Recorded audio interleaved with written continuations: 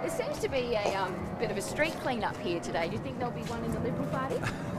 Very droll. The Liberal Party's always very focused on good government. That's our critical concern. This issue doesn't seem to be going away in terms of leadership and spill and what have you.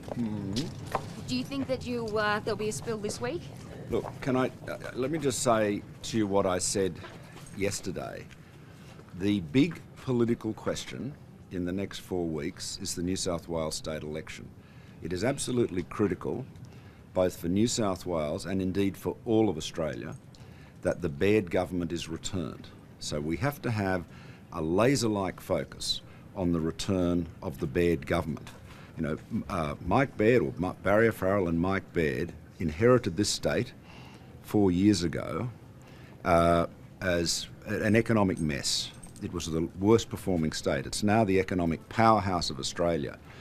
Are we seriously going to allow this state to go back to the party of Eddie Obeid? Now, the focus for all of us, for Liberals, for voters, for the media, I hesitate to suggest what you should be looking at. It's up to you, of course. We have a free press. But in my humble opinion, I think we should be focusing on the state election. You know, the federal issues are really important, of course they are, but they'll be important, they're always important. But for the next 4 weeks, the most important thing is getting Mike Baird re-elected.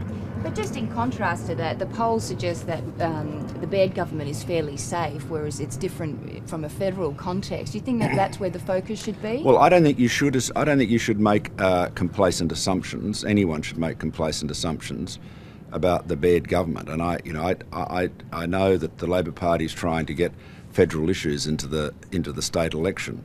Look, whatever questions people have about me or Tony Abbott or Julie Bishop or Joe Hockey or Scott Morrison or anybody in the federal party, whatever federal issues they've got, the state election is not the time to be responding to them. The state election is about the state government. It's not about Tony Abbott, it's about Mike Baird.